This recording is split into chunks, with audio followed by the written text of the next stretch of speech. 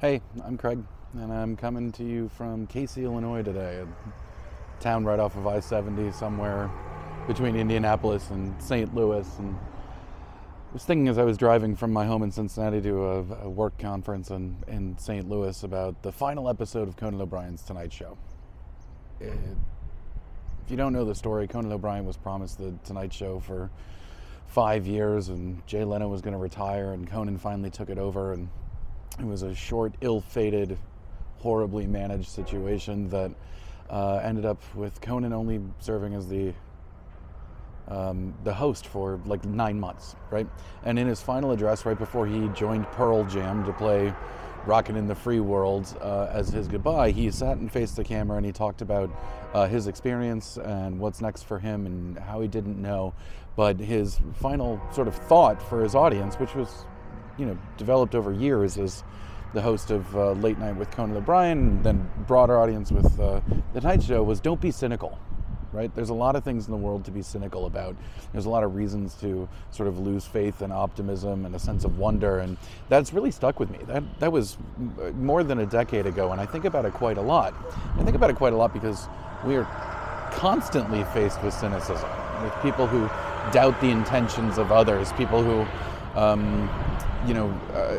use pessimism as a weapon, who use fear as a weapon. And the world needs more optimism, more exploration.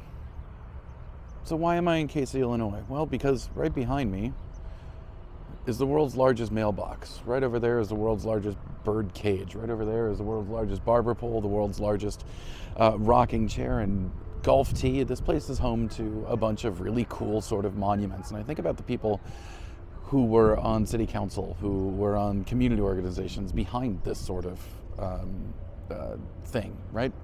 Casey's a relatively small rural town. It's like a lot of farm towns in the Midwest, and they probably thought, how do we get more people to our charming downtown? How do we get them to get off the interstate and come to where we are? Somebody came up with the idea of let's build the world's largest stuff, and they did. You don't do that out of cynicism. You do that out of optimism. You do that out of belief that creating something that is a worthwhile diversion 2 miles south of the interstate will bring people to your town. I love places like this, and so often I find myself when I'm traveling, especially for work, get from point A to point B, scheduled event number 1 to schedule event number 10 in the day, pass out, wake up, and do it again. But like the poet said, every once in a while you have to stop and smell the roses. You have to stop and put your phone away, turn off the cable news, and realize, actually there are people who are just trying to make something cool. Every one of these structures is free. There's no admission charge. There's no sort of pay to play to see these things. This is done purely for the enjoyment of complete strangers, and I can't think of anything less cynical than that. So then maybe the next time you're traveling, maybe even during your work day, get up and go see something that is there just for the sake of being there. Go off the beaten path for 2 minutes.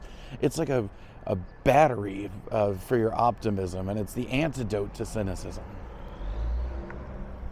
I think the world needs more of that. I know that I certainly benefit from little things like this. A 10-minute trip off the highway, I needed gas anyway. You might as well go see it. And it reminds me of something that Roman Mars from 99% Invisible podcast says, and that my dad absolutely lived, which is when you're walking somewhere and you see a plaque, stop and read it. Stop and read the story that's being presented to you.